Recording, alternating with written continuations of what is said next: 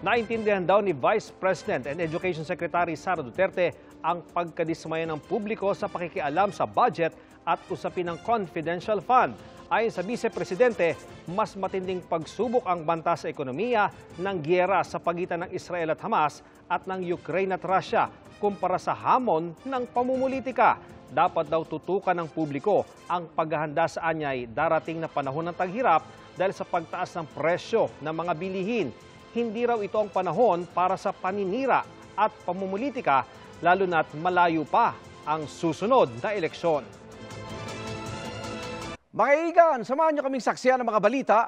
Mag-subscribe sa GMA Integrated News sa YouTube. Para sa mga kapuso abroad, samahan niyo kami sa GMA Pinoy TV at sa www.gmanews.tv.